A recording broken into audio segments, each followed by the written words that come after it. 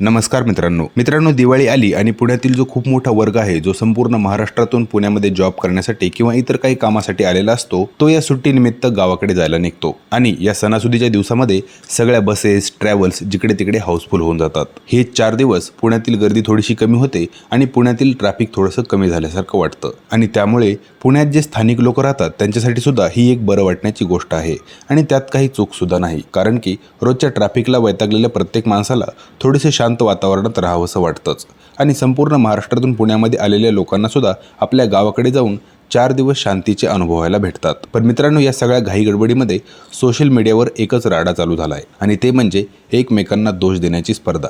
विशेषतः आपल्याच मराठी बांधवांना कित्येक पुण्यात स्थायिक राहणारे लोक विविध कमेंट करून विविध व्हिडिओ बनवून त्यांना ट्रोल करण्याचा प्रयत्न करत राहतात आणि हा प्रकार एक मजाक मस्ती म्हणून चालला होता इथपर्यंत ठीक होतं, मात्र काल जे काही लोकांनी पाहिलं ते अतिशय दुःखदायक होतं। आपल्याच मराठी माणसांना तुम्ही आता गावी दिवाळीला चालला आहात तर परत येऊ नका असे बोर्ड हातात धरून जागोजागी कित्येक पुणेकर उभे राहिलेले बघायला मिळाले। आता आपल्या गावी जाणाऱ्या त्या मराठी माणसांना अशा प्रकारची अपमानजनक वागणूक देऊन त्या लोकांना नक्कीच भारी वाटलं असेल, पण गावी जाणाऱ्या आणि आपल्या आईवडिलांसोबत थोडा वेळ घालवणाऱ्या या लोकांच्या मनावर काय परिणाम झाला असेल याचा त्यांनी विचारसुद्धा केला नाही।